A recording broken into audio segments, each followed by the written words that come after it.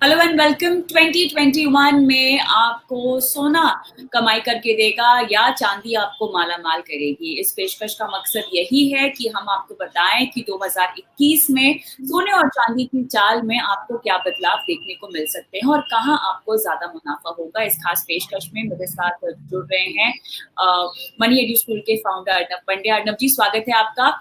तो 2020 में तो हमने देखा कि सोने ने ड्रीम रन या रिकॉर्ड रन जो है वो दिखाया साफ तौर से। अर्नब जी, हमने देखा कि महामारी के चलते सोने की कीमतों ने आसमान छुआ है।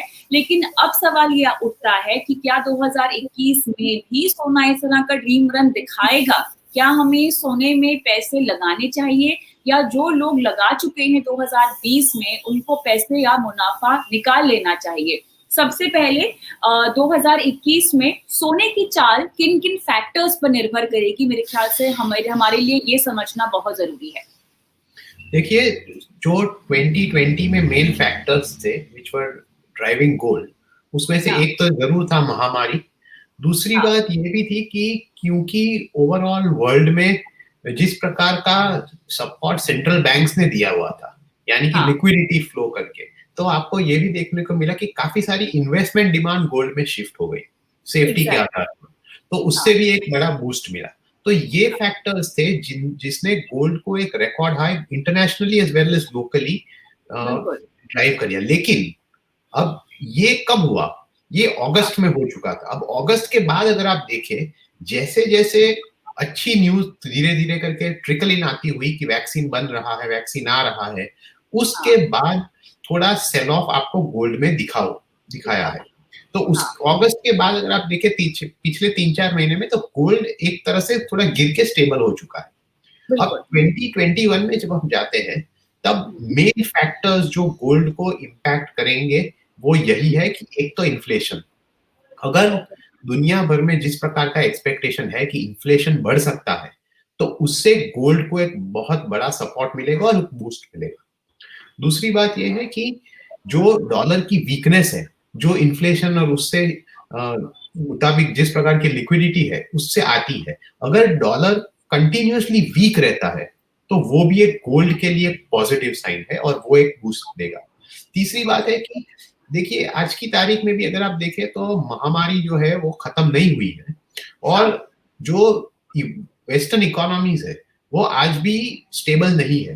तो वहां पर और रिलीफ मेजर्स खास करके सेंट्रल बैंक की तरफ से आने बाकी है और आने वाले हैं, क्योंकि इस एग्जिस्टिंग किया हुआ है उससे बात बनने वाली नहीं है। तो ये जो एडिशनल सपोर्ट है लिक्विडिटी का, वो भी गोल्ड को हेल्प करेगा।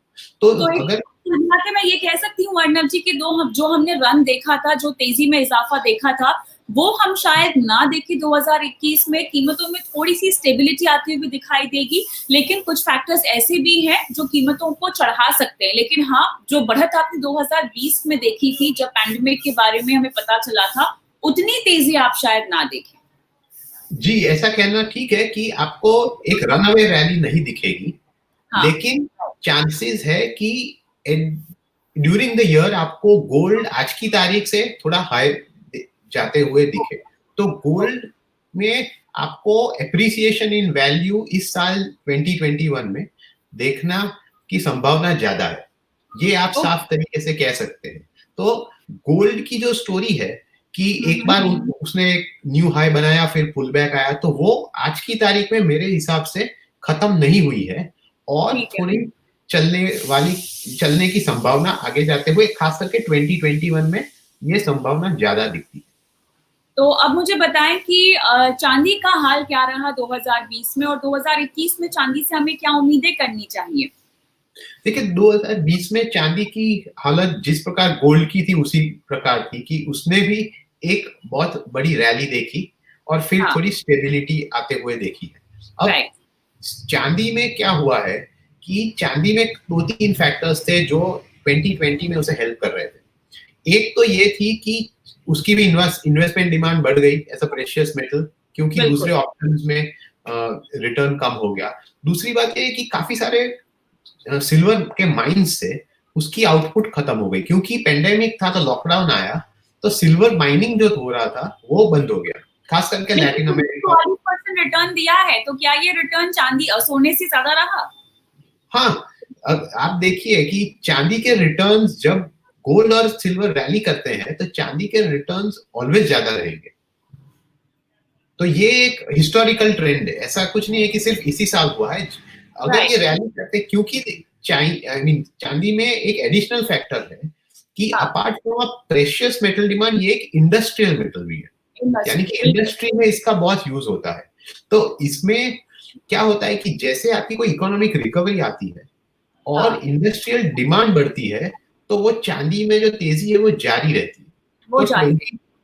तो 2021 में क्या है कि आपके लिए जो संभावना है कि कौन से फैक्टर्स चांदी को इफेक्ट करेंगे, उसमें इंडस्ट्रियल डिमांड तो है ही कि वो ओवरऑल दुनिया भर में आउटपुट बढ़ेगा तो चांदी का यूज ज्यादा होगा। दूसरी बात ये भी है कि इन्फ्लेशन है और वीकनेस डॉलर की है, वो कॉमन फैक्टर्स है गोल्ड के साथ। जब ये होता है तब चांदी की प्राइस में ऑटोमेटिकली बूस्ट आता है। तो ये सब देखते हुए आज की तारीख में अगर देखें तो 2021 के लिए चांदी की स्थिति जो है वो गोल्ड से मजबूत है इन टर्म्स ऑफ कि किस प्रकार का वो एप्रिसिएशन दिखा सकती है। तो आगे जाते हुए आपको शायद 2021 में भी ये जो 2020 में आपने सिचुएशन देखी कि चांदी के रिटर्न्स गोल्ड से ज्यादा थे, वही आपको एक बार फिर 2021 में शायद देखने को मिल सकता है। तो मेरे ख्याल से वो एक सवाल जिसका बेसब्री से हर किसी को जिसका जवाब का इंतजार होता है, सोने और चांदी में हम क्या लेवल्स देखेंगे? तो बताएं 2021 में सोना आपको किस लेवल तक जाता हुआ दिखाई दे रहा है इंडियन टर्म्स में? देखिए, आपको ये देखना होगा कि ये सोने का जो भाव है वो दो मेन फैक्टर्स से इम्पैक्ट होता है। एक तो कि वो इंटरनेशनल प्राइस के हिसाब चलता है, उसके अलावा जो फॉरेन एक्सचेंज रेट है डॉलर और रुपी का, उससे इम्पैक्ट होता है।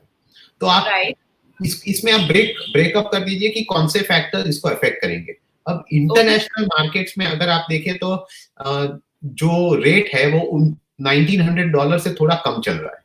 तो एक्सपेक्टेशंस ये है सभी की, खास करके एनालिस्ट और एक्सपर्ट्स की, कि अगले साल में ये एटलीस्ट $2200 और $2300 के बीच जाएगा। तो ये होता है तो एक सिंपल बूस्ट अपने लोकल प्राइसेस को मिलता है। और दूसरी बात ये है कि अगर रुपी डिप्रिशिएट होता है तो उससे एक एडिशनल रिटर्न इंडियन इन्वेस्टर्स को मिलता है, क्योंकि वो एक फ्री रिटर्न जैसा है कि रुपी डिप्रिशिएट हुआ तो आपको ऑटोमेटिकली गोल्ड प्राइसेस और सिल्वर प्राइसेस बढ़ जाएंगे इन रुपी टर्म्स। तो मेरे हिसाब से अगर देखिए जो पास्ट हाई था जो $2100 के पास था, अगर वो क्रॉस होता है तो आपको लोकल बाजार में जो गोल्ड है वो एटलीस्ट 60,000 के आसपास जाते हुए दिखेगा। वो एक अच्छा रिटर्न है एज कंपेयर टू टुडे।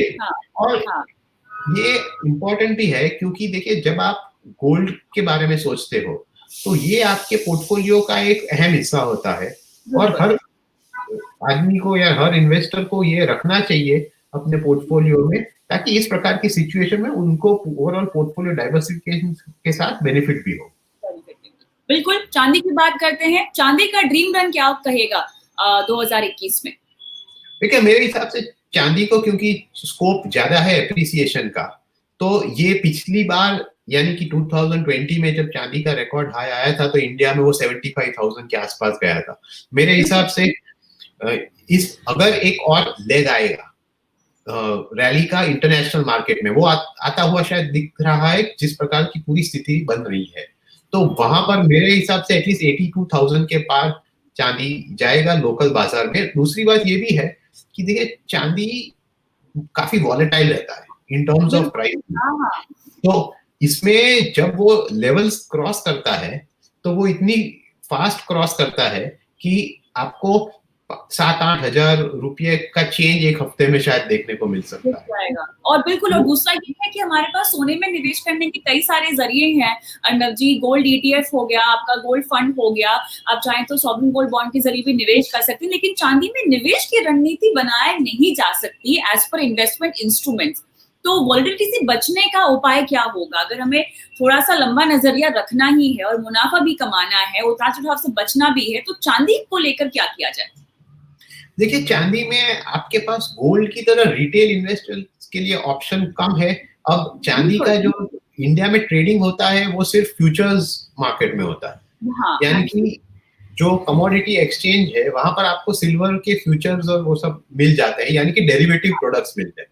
हाँ, तो अगर किसी को चांदी में एक्सपोजर लेना ही है तो उनको फ्यूचर्स मार्केट में ही लेना पड़ेगा, क्योंकि आज की तारीख में आपके पास ना कोई म्यूचुअल फंड है ना कोई ईटीएफ है जहां से आप डायरेक्ट एक्सपोजर ले सकते हैं।